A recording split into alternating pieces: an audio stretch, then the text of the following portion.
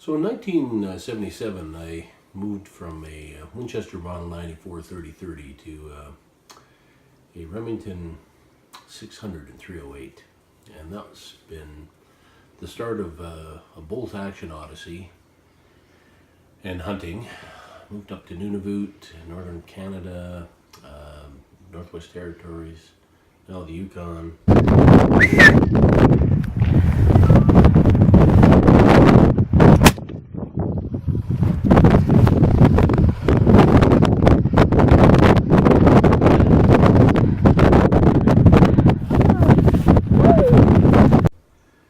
2015, I was on my Yukon caribou hunt with my A-Bolt 325 Winchester short magnum, 3-9 Leopold with ballistic turret, 500 yards, capable quite easily, and something unexpected happened. 200 yards. 200 yards from where we're going to get picked up by the plane. And what I bring with me is I bring my bear defense gun, because it never loses zero. It's my 405 Winchester, and he was about maybe 220 yards, 180 yards. I aimed high on his shoulder, fired twice. So glassing from my hill, I'd left my 325 Winchester short magnum back at the tent, and I had a bear defense gun, and I happened to see caribou within about 220 yards of where I was glassing. And rather than run back and get my 325, I had this gun. And this is a lever action. It's a 405 Winchester, 1895. I've got videos on this gun. Single stack column, 300 grain bullets, 2300 feet per second. Williams foolproof sights. Aimed high on his shoulder, and down he came. And for whatever reason, that seemed like a lot more fun than the absolute precision of the bolt-action rifle. There was something in the style point piece of that I enjoyed. There's something in having one of these old lever guns in the Yukon that I got a kick out of. So this shoots Spitzer bullets. It's a good 250-yard rifle, and I had a lot of fun with that. So I started researching more the old lever guns. Okay, that's part 2. That research brought me to this little guy, Winchester 71. And this is 7 pounds of beauty.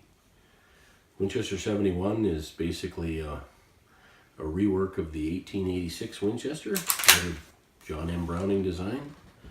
Beautiful. Just hear that snip. Locks up like just a beautiful sensation when it locks up. And the interesting thing about bolt guns is when I get a bolt gun that won't shoot MOA, I get upset. When you get a lever gun that's supposed to be inaccurate that approaches MOA, it feels like you've won the holy grail. And this one does. It's a very, very accurate rifle for whatever reason. It's got that big, kind of appealing tapered case. A lot of powder capacity. It's almost like the world's first short magnum, designed by Gerlich. And this, I took moose hunting this year, and I tell you, it did a pretty good job on our moose. I couldn't have had anything better. There he is.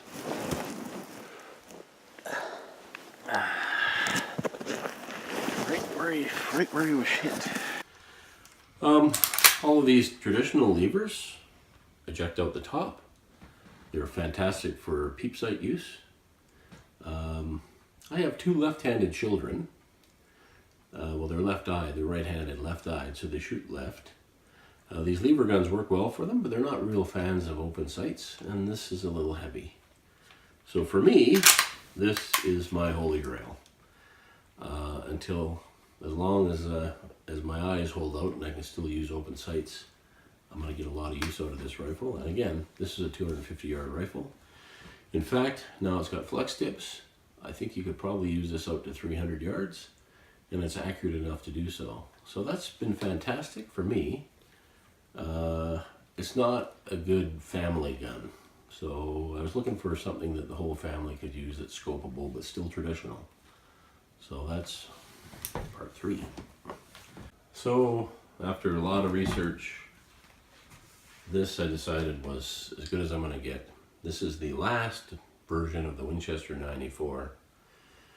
It's the 94 angle eject in the big bore version. So it's got reinforcements here, designed for 50,000 per square inch. And it basically uses a rimmed 308, which is called the 307.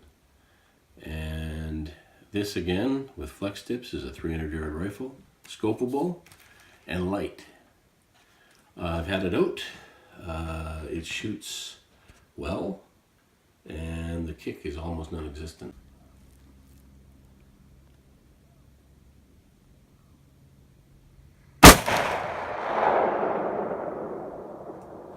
So this right hand, left hand use is a fantastic family gun for 300-yard shooting, and it's still got all the traditional handling and style points of the traditional levers. I get put on a 3-power weaver with the post crosshair, and really good. Even that post really stands out well. It's got a good field of view. Good out to 300 yards. And here is the cartridge next to the 348. Higher intensity, shooting the 160 flex tip. I've double cantilevered it because this case, you can't buy 307 cases very easily. This is a 308 Marlin case blown out in the 307 chamber, leaves it with a short neck. And I've just double cantilevered it. I've got a cantilevering tool, and I put a second cantilever in this flex tip so that it's loaded out where it should be, and I can load that now with 307 data. So that's a short neck 307. And then the other thing I've been doing is I've been practicing with 444 Marlin, and I need to get a 358 to bring that down a little bit, but that 444 Marlin case will make a perfect 307 case, which will have the right length of neck when I get it all fixed up. So it takes a little bit to feed this baby, but this is a rifle that I'm hoping will be a good all-around rifle. We're thinking on going on a caribou hunt this summer on mountain bikes. And so we need a light rifle, and rather than bring 2 rifles, my son has a 243, which is left-handed, but we're thinking maybe if we get this gun shooting well, maybe we'll use this one instead, and it'll also be good for bears with some 180 grain bullets. So that's what we're going to give a try next, and we'll let you know how it goes. Thanks for watching. Okay, on Monday, I have a 307 Winchester should arrive. I bought it from Elwood Epps at a good price. 307 Winchester is like a 308 with a rim. And the biggest hassle, and the reason I probably got it at a good price, is it's almost impossible to get brass for the 307. So I'm trying 3 different routes, and I'll make 3 different little videos.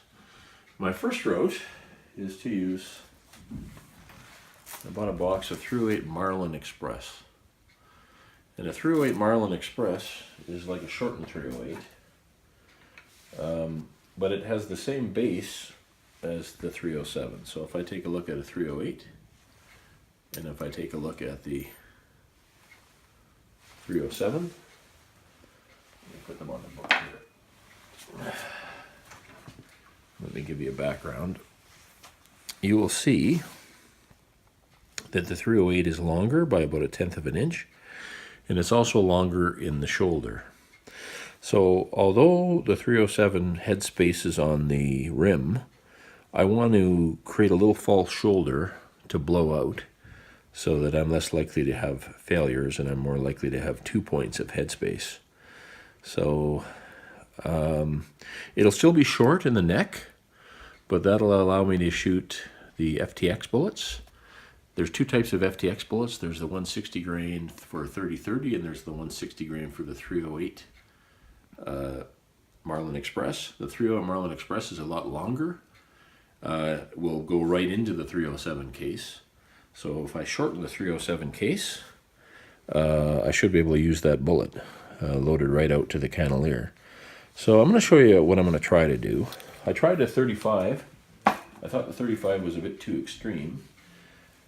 So just looking through, here's the 308 Marlin Express. I'm going to use the 325 Winchester Short Magnum. And I don't want to overwork the brass. I really don't want to anneal if I don't have to. And I think this will work the brass a small enough amount that I won't have to. I'm using the Imperial Sizing Die Wax. And that's a really good wax, and I'm making sure to get some within the case body and the neck, within the neck. 30-30 shell holder, 325 Winchester Short Magnum full length size die, and I'm going to bump that up from 308 inside to 323. So that is now a kind of a strange 30 caliber. Well, it's now an 8mm 308 Marlin Express.